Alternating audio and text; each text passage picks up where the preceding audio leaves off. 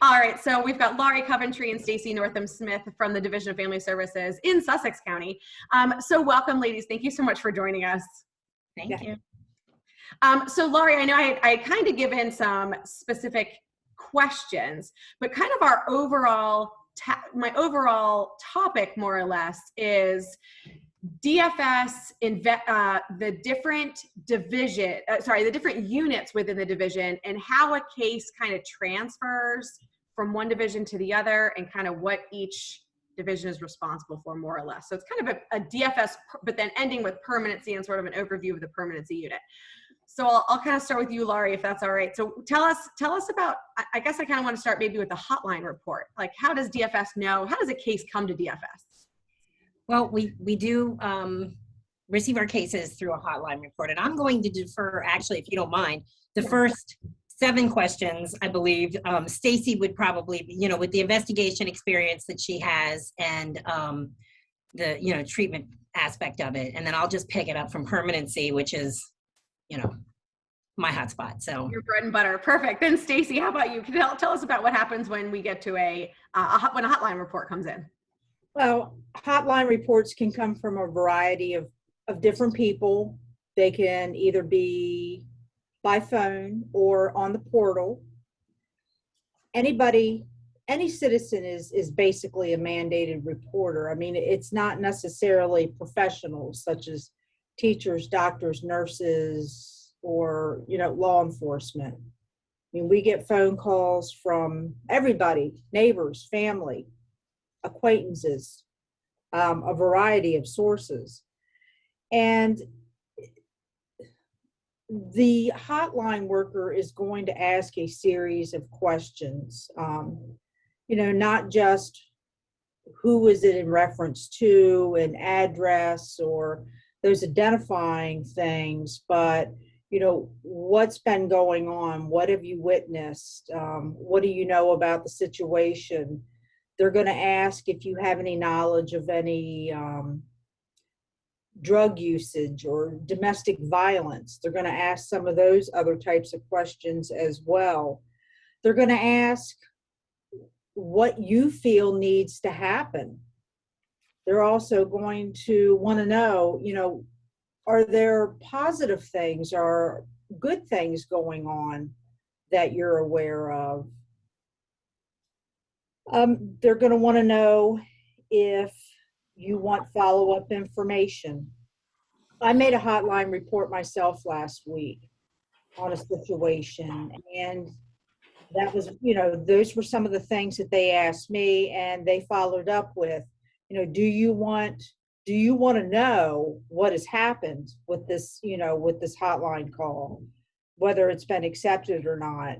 And even though it was regarding a case within Sussex County, and it was a situation that I was sure we were going to get custody of the kid, and knew that I would find out eventually whether, we got custody. I let them know, yes, please follow up with me, because I'm interested to hear, if it is accepted, because we have a different tool, and hotlines are screened on a variety of things, and hotlines that would have been accepted 10 years ago aren't necessarily accepted now because it doesn't meet SDM criteria.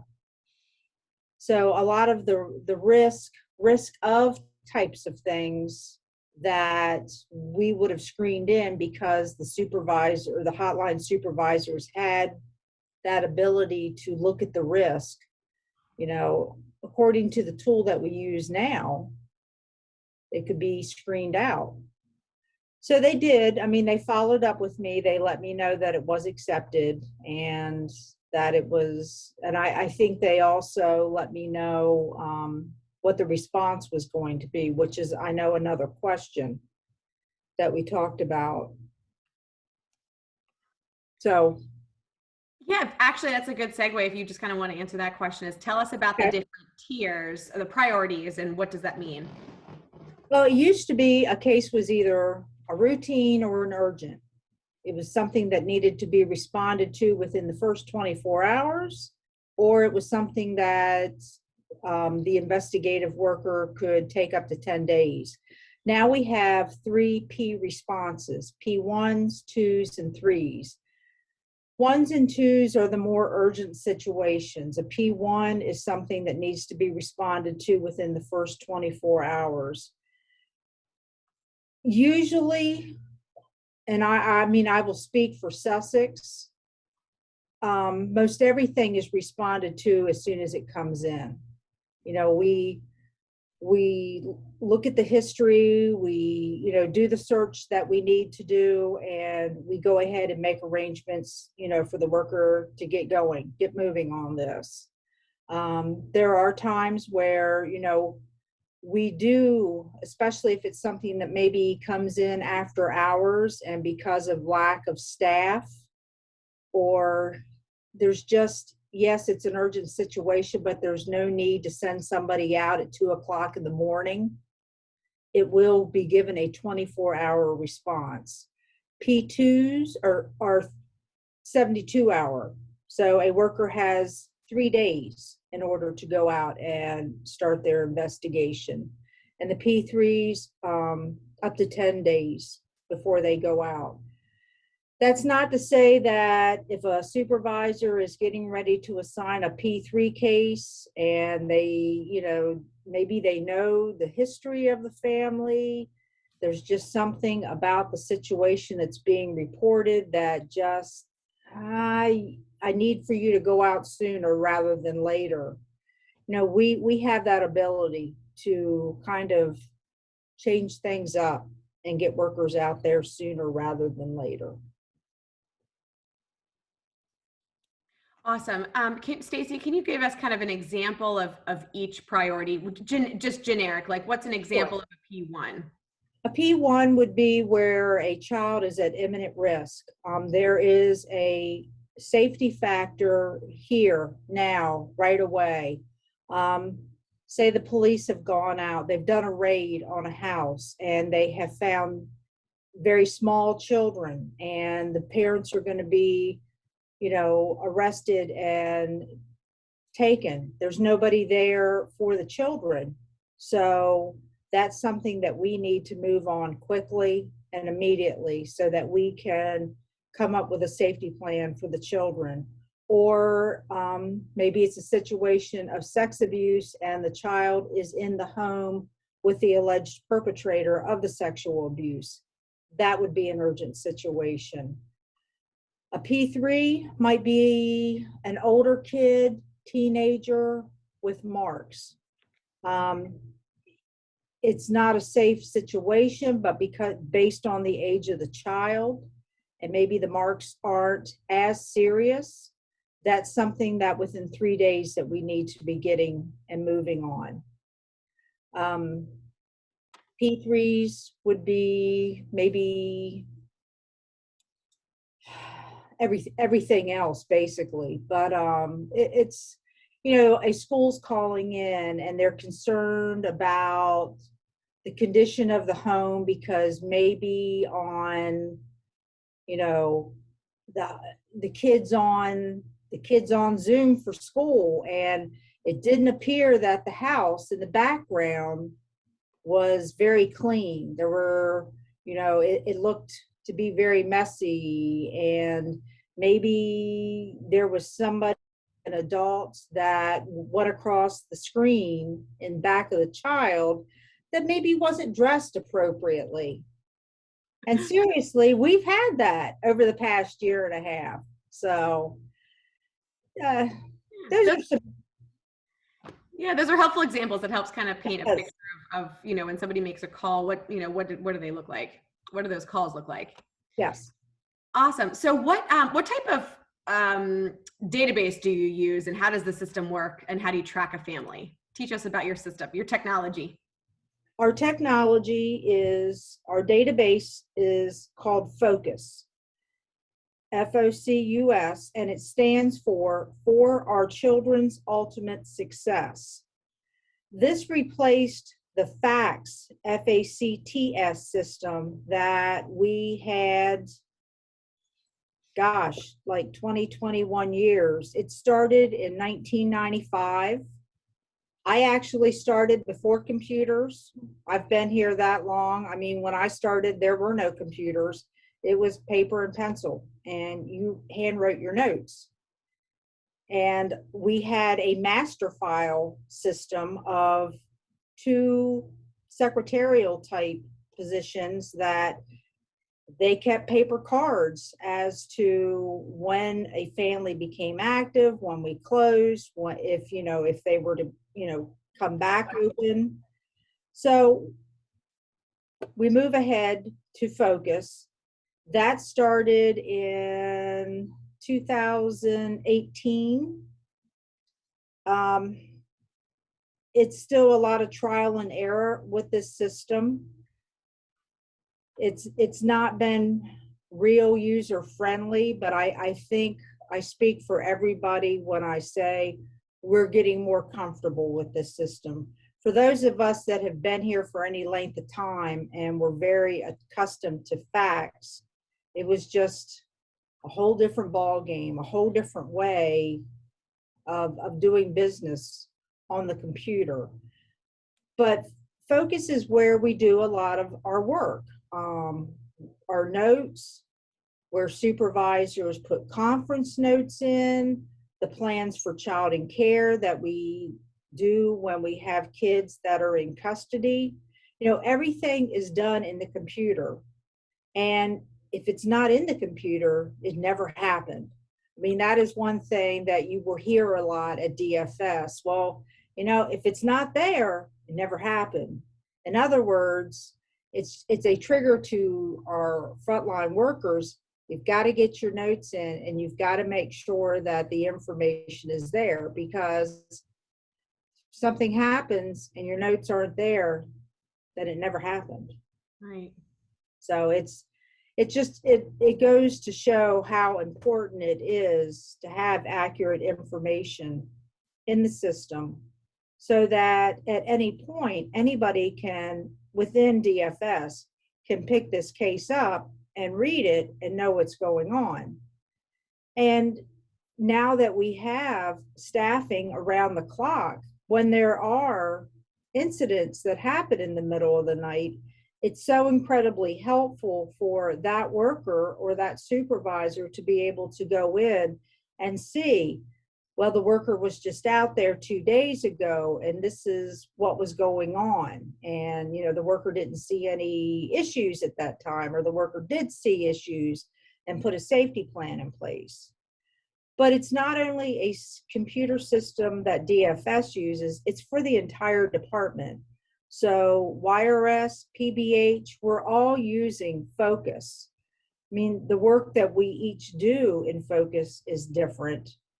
And depending upon your clearance level, you're able to go in and see what's going on in the PBH case or the YRS case. I mean, as the regional administrator, I can go in to the PBH or YRS case and read notes or see what's going on. So it helps us to understand across divisions within the department what's going on as well. And even the management system, DMSS, you know, the client payments. I mean, everything we do is tied to the Focus system. Gotcha. We actually have a question from going back a little, just to our last question about hotline reports. Yes. Is there any, if previous hotline reports have been made, but not assigned a priority, just not deemed substantiated, I think is the right word, does that tie into the next time, like that a DFS worker that it will kind of bump up the priorities? Not necessarily, but the fact is, even if it's a hotline that's not been accepted, it's there. Mm-hmm. And it becomes history. It's something that we can go back and look. I see that there was a hotline made several times in the past. for a variety of different reasons. They were screened out, but it's still a tool, and it's something we as the front line, we look at. And we take that into account. So it's not necessarily going to bump up the priority for the next hotline that comes in and is accepted, but it all lends itself to the history of the case and of the family, and it's a way that we can really get some useful information for the future. Okay. And so since that fax system is set up to be to really streamline communication, which is wonderful, that kind of helps with the next question is how does a case transfer from an investigative worker to a treatment worker? At the conclusion of an investigation case or towards the end, there's a tool that the investigators have to do. It's a risk assessment, which takes a lot of different factors into account, scores them, and whether it's going to be a substantiated case, say maybe we're substantiating the parent for physical abuse. Maybe it's a situation where we've had to take custody, the child's in care.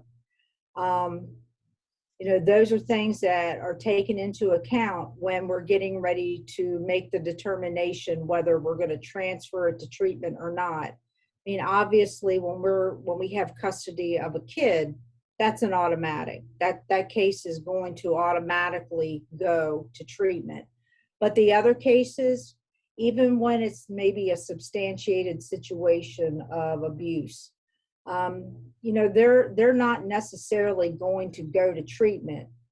We have another tool that we use called it's framework or group supervision. Cases that are risking high or very high and we're not really sure, we will take those to group supervision. And it's a group process made up of supervisors, treatment and investigation, and other workers. You present the case, and there are several factors that are looked at, and it's a group decision. Does this case meet criteria to move to treatment? What are the things that treatment is going to be able to help this family with? Are there services that treatment can put into place to help mitigate the issues that are going on? So that's one of the big pieces that we use now as far as a case that's transferring on. Some are no-brainers. Mm-hmm. If we've got a safety plan in place, and again, kids that are in care, they're automatically going to transfer on to treatment. Gotcha. Okay, so then once the case transfers to a treatment worker, what's the treatment worker's primary responsibility? Well, if it's a child in care or children in care, it's to try to reunify them to return home. So we're going to provide them the services that they need, whether it's drug and alcohol counseling, mental health, maybe they need a family interventionist,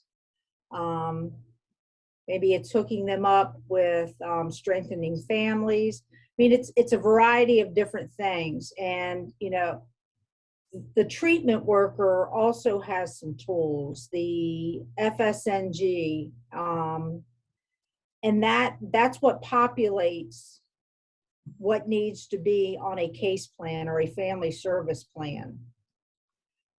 They also will take, recommendations from the investigation worker and supervisor. What are things that you saw during the investigation that you feel are important that we need to work on with the family in treatment? Maybe there needs to be some, a referral maybe to the visitation center because they're divorced parents and, the co-parenting is not good and It's a variety of different things. Gotcha. Can you break down one acronym for us? What is FSNG? Family service needs, and I can't remember the G. I'll get back with you on that. No, that's good. I haven't heard that one yet. That's awesome. We do have another question. So how does DFS decide whether or not to bring in a contractor to work on the foster family side of things? So I think the question, like if it goes into a DFS foster home versus a contracted agency. That all depends on where we're able to find a foster home for the child. Our foster resources right now are stretched very thin. But when our foster care coordinators are doing a search for a placement for a kid or a sibling group, they don't just look at what's available as far as DFS resources. I mean, we contract with Presley Ridge, Children and Families First, Children's Choice, just to name a few. And we send out the level of care that we do on every child that comes into that we get custody of. We send that out to a variety of different resources, these other contractual folks.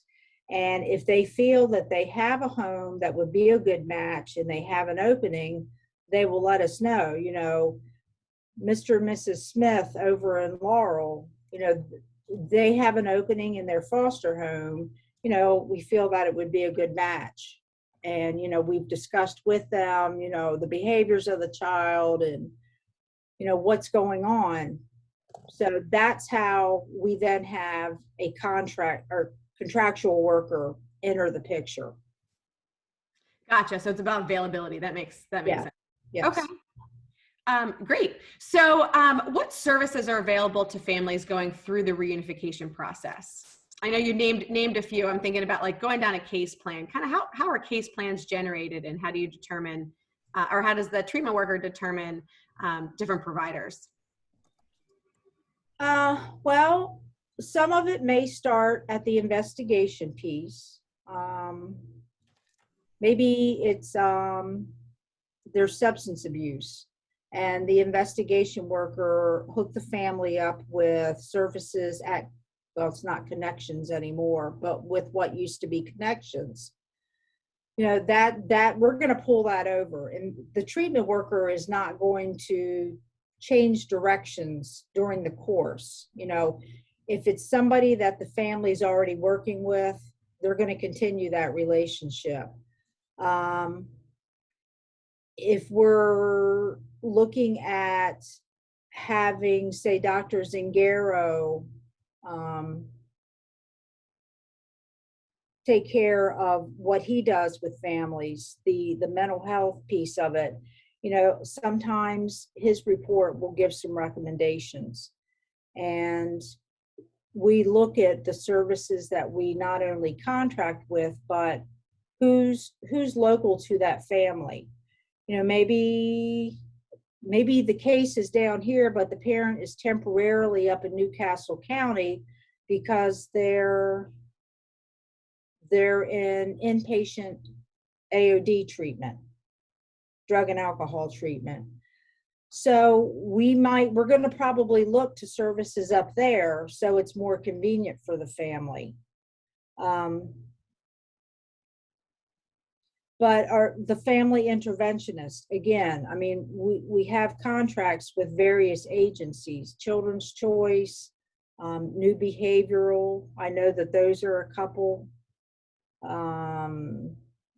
Just trying to think off the top of my head about some case plans that I've seen recently and different things that are on there. Yeah, no, that's helpful. And just kind of knowing, some examples, just so that CASAs get an idea of some different names of organizations. But I know that, you know, they're not always the same, and some come and some go, and some of them change names. So that's helpful. Awesome, Stacy. Thank you. Laurie, I think I'm going to turn to you as we move from treatment to permanency. Tell us about the permanency unit. What's the primary role of the permanency unit, and how do they get to you all? So We have the Permanency Planning Committee, which internally will look at a case and make a decision, whether or not it's time to change the internal goal for this child from reunification to whatever the appropriate permanency goal would be. And then, the court usually follows suit with their decision with the permanency hearing. And that's exactly what they do at the permanency hearing. They make a determination as to whether it's time to end reunification efforts and begin looking at permanency for this youth. At that point, the parent's case and treatment will close and the case becomes child only. And that's when it comes over to us. So while we do still engage with parents, we are not their worker. We don't offer them services. We're always happy to take whatever information they want to share. I always encouraged my parents when a case came to us. I would explain that your case is no longer open, but you have your case plan and you know what you need to do. And the primary difference is they're not going to have a worker making all those referrals. They're going to have to do a little bit more of the legwork themselves. So we focus on the child. Our job is to look at the permanency options that are available and secure permanency. Permanency comes in a variety of ways for us, and there's a lot of factors that determine what the appropriate goal is. We do, in this unit, we do adoption. We do TPR and adoption. TPR is termination of parental rights for the purpose of adoption, in which case we do, the recruitment and that sort of thing for finding forever families. We also have permanent guardianship and guardianship that we can utilize for some of our youth, if that's appropriate for them. And then a smaller piece that has dwindled a lot over the years is APLA. That's also known as long-term foster care. Basically, it's kids who don't fall into the other two categories for whatever reason, and they end up aging out of foster care. And we try and get them set up with services to meet the challenges of adulthood without the support of a typical family that, like most of our kids who turn 18 and 20 years old, they have families. These kids don't. So we put supports in place to help them through that transition out of care. Yeah, awesome, Laurie. Thank you. Have you ever had it happen where the permanency plan was changed from reunification to something else, either guardianship, permanent guardianship, or TPR adoption, but then changed back to reunification if the parents have been able to complete their case plan? Yeah, we've had a couple of them. It's not very often because obviously, we're going to work a case through the treatment phase long and hard to give these parents every opportunity to do what they need to do in order to be reunified with their children. Sometimes, there have been, people change and things can improve. And we have had a handful of youth that have returned to their parents. Sometimes it's because the parents have made, progress. Well, it's always because they've made some sort of progress. I had a case years and years ago where the dad kind of stepped up and got himself together, and he was able to get a housing voucher, found a place. We rallied around him because I'd never been able to send a kid home to a parent before. So, that was kind of, an exciting venture. I know Julie Sherman and I went around and got things from thrift shops and donations from people, and we The said last pay period was paid through payroll. Sorry. They didn't enter anything physically through Esther. we literally set him up. He had nothing, and we set him up to have his children returned to him, and I think he had 4. And set him up with everything from bath towels to kitchen items. He, and my kiddo was able to go home, and the other children were able to be reunited with him as well. So that worked until it didn't work. Unfortunately, we found out after custody was rescinded back to dad, it wasn't long before it kind of all He wasn't doing what he was really supposed to be doing, and it didn't ultimately work out well. But the kids did get to go home for a little while. But for the most part, if they come to us, it's because, we've exhausted all the efforts to help a family reunify with their kids. And we are looking for permanency options for the kids, alternative options. Yeah, so we have a question about the PPC. At the PPC meeting, is there any type of rubric or anything that the committee looks at to decide, about changing the permanency plan? Well, I think we just have, there's a lot of conversation as cases come to us to look at a goal change. What has been done? I mean, the Permanency Planning Committee can make a determination to continue reunification, and we do that quite often if we feel like there's something else that can be utilized in order to help a family, give them a little more time. We're not opposed to that just because, we hit these federal timelines, but it's certainly a ton of discussion that goes into making sure that we've utilized everything that we can and before we make that determination. And do you, kind of going along with that, do you feel that you've utilized the idea of concurrent planning more often than you have maybe in the past, because you can do more than one plan at a time? Yeah, I mean, we have, I think that concurrent planning, I think it's probably utilized more upstate than we do it down here, but we do concurrent planning. Okay. As each situation is appropriate. There are no cookie cutter situations. I mean, it's each case is dissected individually to see what's working for them and what would be the best avenue for that case specifically. Gotcha. Sticking on PPCs, how can CASAs be most effective and helpful during PPC meetings?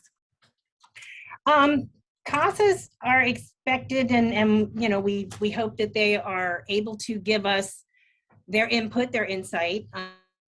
Quite often CASAs have been with a family since the initiation of a case, so they bring a lot more history, whereas we learn it as the cases transfer to us. They live it with this family from the time that they're assigned. Often they've been there for the duration of a case, period, from the beginning. So their input is important to hear where their thoughts are, what their knowledge is of a case. That helps give us insight into our decision making. Gotcha. Awesome. Thank you. So I know, so we just reviewed the permanency options, so I'll just say them again. So in addition to reunification, there's guardianship, permanent guardianship, termination of parental rights for purposes of adoption, and APLA, another planned permanent living arrangement. Correct.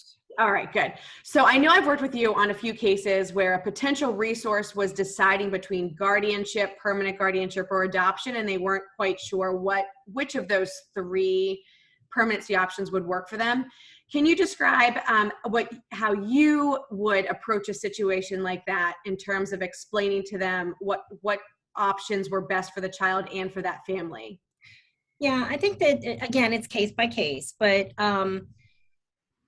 for me, the counterpart for that, for determining between, let's say, guardianship and permanent guardianship, number one, the age of the child. Mm-hmm. If it is a very young child, actually adoption is preferable if we have the grounds for TPR. Permanent guardianship, which actually also requires grounds for TPR to move forward with that.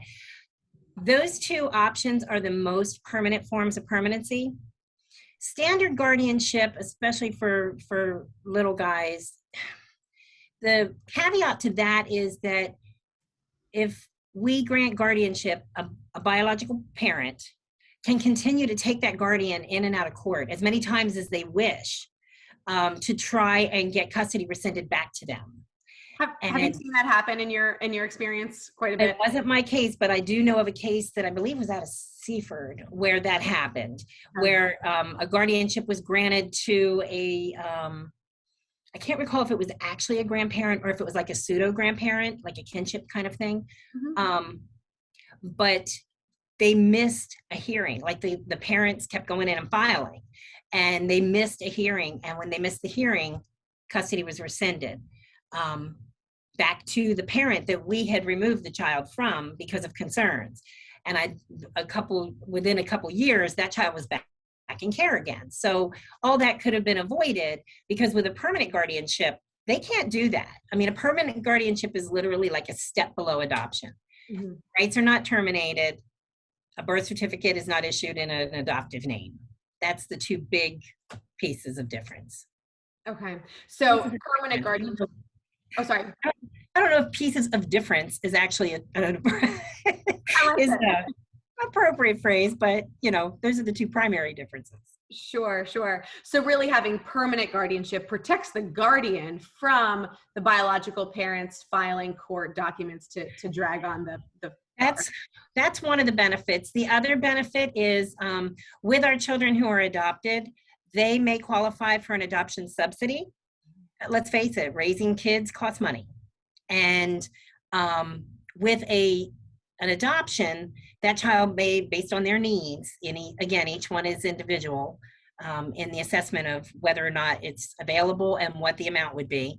But there's a subsidy that could come along with an adoption until that child reaches the age of 18. They would possibly be eligible for a subsidy. They would keep their Medicaid until they turn 18.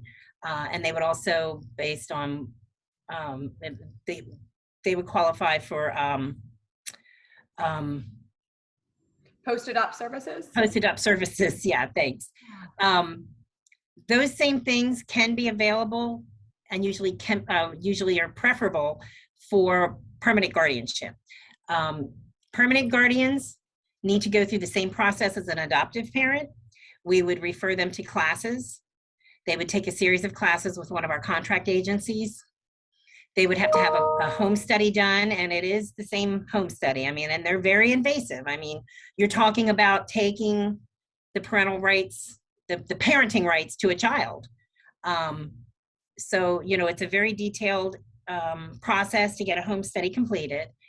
And then that home study, whether it be for adoption or permanent guardianship, would go back to the Permanency Planning Committee, who would then vote to approve that family as the resource for permanent guardianship or adoption.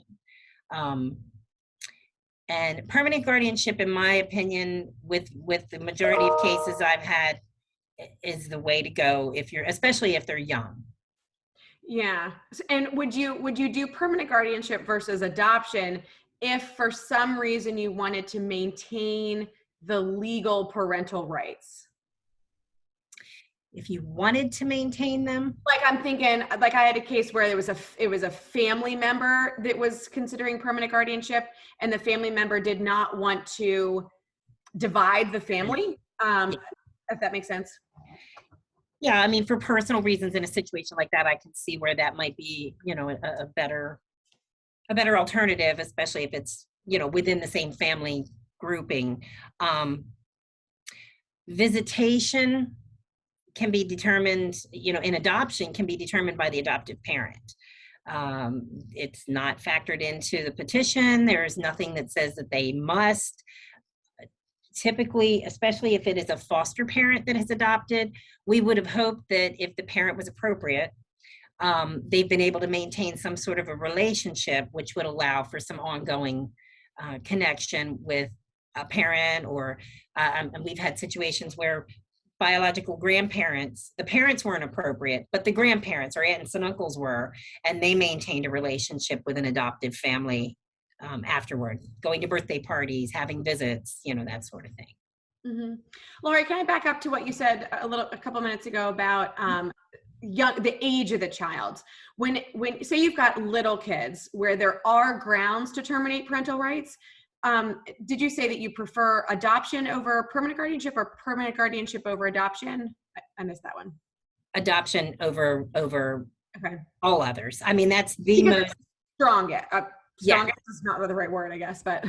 Yeah, I mean, that, it gives them, it's when a child is adopted through foster care, when they receive their birth certificate with the adoptive parents' names on it, it looks identical. If they have other children that they've given birth to, there's no difference. You can't look at a birth certificate and tell that the child's been adopted. So it is the most inclusionary form of permanency. And I think that for little guys, it's the most solid. Mm-hmm. Why is it, what would you do? Yeah, because assuming that an older child knows more of their family, or why not? How is a 3-year-old different than a 13-year-old? How about that? Well, a 13-year-old, it depends on, I mean, when children reach the age of 14, they have a say in that petition or not. You know, so if you've got a 14-year-old, and I mean, even at 12, 13, one of our workers right now is heading up this afternoon because we have a sibling group placed with a foster family that is pre-adoptive, has already been selected by the committee. The plan when they moved there was pre-adoption.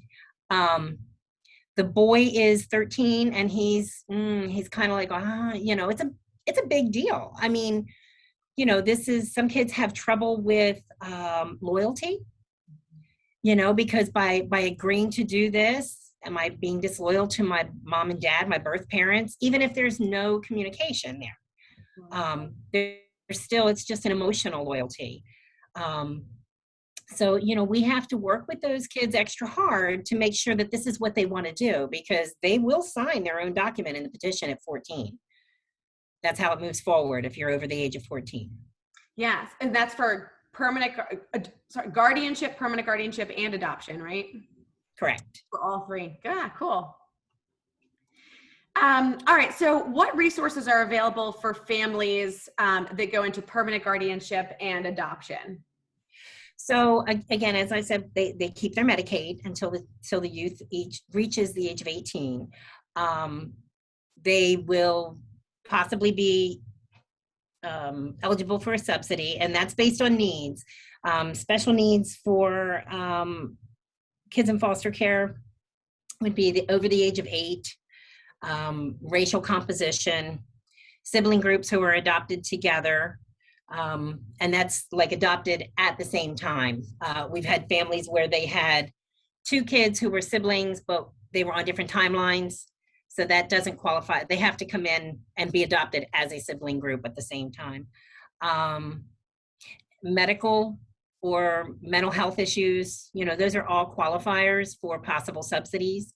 So the subsidy is available to them. And then we also contract with purchase of care agencies or our partner agencies to provide post-adopt services. And those are services that once a family is done with us and we've closed our case, many times we give them that information up front, so they're aware of what's available to them. But a lot of times, you know, your families have made a connection with the permanency worker. So if things start going, you know, a little wonky at home, or they're having trouble or issues with something, they'll reach out to us, and we tie them right in with, you know, like here we use a better chance for our children for our post-adopt services. And they provide an array. Like they will send a worker out if there's some behavioral issues going on, they'll come out and provide support for that. They have support groups within their agency. I think upstate it's actually a little bit more of an array, but down here everybody has them, but they break them down. Like they'll have a support group for like teens, folks who are parenting teens with behavioral issues, or, you know, kids with medical issues. They're broken down so that it kind of helps a little bit more specifically. Yeah, okay. And when you said, so it doesn't sound like the subsidy is dependent upon the parent's income or anything like that. No, not at all. It's based on the child's needs, and those needs that we just discussed. If a child has a medical condition, that may be a qualifier for them. If they have emotional or mental health concerns, that may be a qualifier. Over the age of 8, racial composition, sibling groups connected together, adopted together. Yeah, so it doesn't play into the family's finances, where I know some of the benefits of guardianship and permanent guardianship, the family can be eligible for TANF, temporary assistance for needy families, POC, purchase of care, but that's all based on the financial qualification of the family, not the need of the child. Yes, but for permanent guardianship, it would still be based on the needs of the child. Right. Okay. Gotcha. The subsidy that we would offer. Yeah. Perfect. So sorry. Yep. So that makes sense. Okay. How can a CASA assist with finding permanency? Well, we work with some of our contract agencies that we provide information to so that they can help us with their contract services. We do My Life. We provide My Life services, which it kind of comes in, the easiest way to explain this is 3 chunks. The first piece that they work with with the kids is ultimately they create a life book. So they're working on like a scrapbook, a life book that the child creates themselves. The first piece is my biological family and what happened in my biological family. You know, how did I get here? The second piece is where I've been at in foster care. And we'll go back and explain some of the pieces that they do. But the third chunk is, where do I go from here? What's my future look like? In the first part of the book, the My Life worker will get a copy of the child's birth certificate, sometimes their little baby feet, pictures of the hospital that they were born in, biological family members' photos, help them build a little family tree so that they can see their biological roots. Second portion, where am I at now? If they've been in different foster homes, they'll try and do the same with them, you know, pictures of the foster families that they've been with or that sort of thing. And a lot of this can be done, it's not just photos and all, but I mean, the kids create worksheets that go into this book and help build this book. Mm-hmm. And then looking forward, sometimes there's a family identified and they can work with that under the same principles, but sometimes it's not. So they do a bit more about what looking for an adoptive family looks like. Yeah. Okay. Wonderful. Thank you. I don't have any other questions. Leanne or Sam, do you ladies have any questions or anything? I do want to add one thing though with the CASA, something else that the CASAs could be a help for is we also contract to do family search and engagement. Mm-hmm. So particularly when a CASA has been involved for a long period of time and maybe had more contact. Sometimes by the time we get a case, bio parents are gone, or we don't always have the ability to have those conversations, but quite often CASAs have.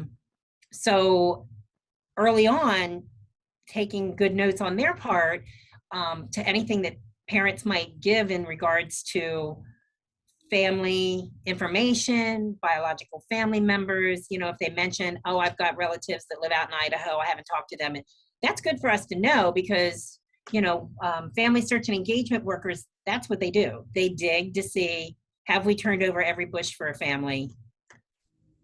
You know, so that kind of information is nice to have the CASA share. Yeah, that makes me think about too, because we talk a lot and do a lot of training with CASAs about constantly kind of asking those questions about other appropriate potential adult resources.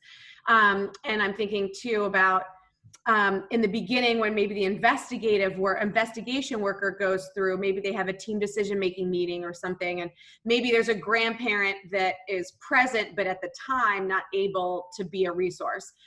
Right. Would it be helpful for the CASA to kind of revisit that? Because maybe 6 months, or really it's probably a year later, maybe by the time he gets to the permanency unit, to revisit that, but to that grandparent, because potentially that grandparent is in a different life position than they were a year ago. Yeah, absolutely. I mean, those are little pieces of information, even when it transferred over from treatment, that may not have been a relevant, maybe that grandparent wasn't in a situation to discuss that, but you know, now we're in permanency, that could be something that we can go back and look at, or, you know, explore to see, is anyone in the family in a different position or have a different mindset that now they might want to consider. And sometimes knowing that the goal has changed, particularly if it's TPR and adoption, will jet set a family member who was maybe reluctant in the past to kind of step up their game and make a commitment that they might not have been willing to make before.